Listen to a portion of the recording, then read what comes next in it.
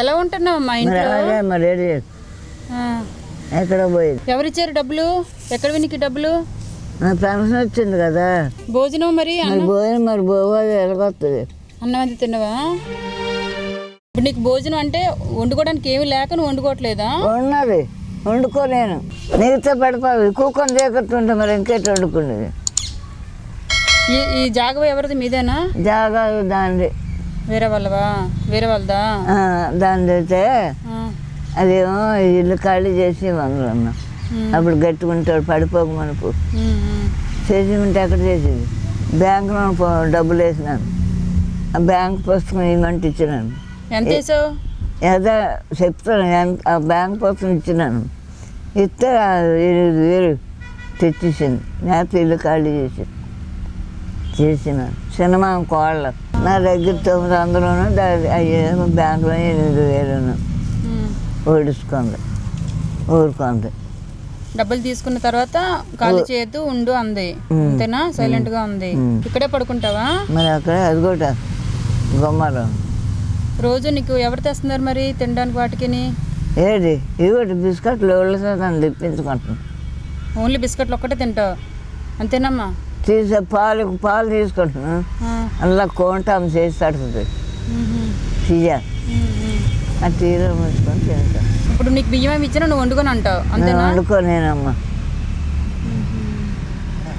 ఇప్పుడు ఎన్ని ప్యాకెట్లు బిస్కెట్లు ఉన్నాయి అవన్నీ ఒక కవర్లో వేసేయండి.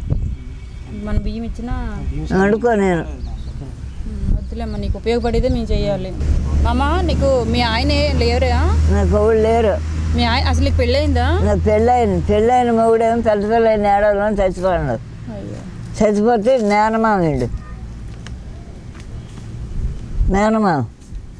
మేనమామ కొడుకు, వీడికేమో కొడుకు కూతురు పుట్టి నుంచి ఇటు పిల్లలు రాలింది.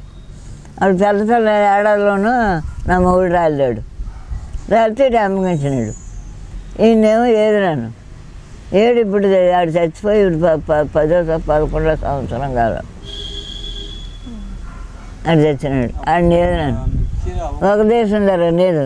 వంకాయలు కొట్టుకొని కృష్ణాపురం భువని మధ్య 700 రూపాయలు పద్దనామ పొట్టూరు ఇవన్నీ తిరిగి దాన్ని కట్టుకున్నాను. నేను కోతలకు వెళ్ళాను, గుప్పులకి వెళ్ళాను, అన్నీ చేసినాను.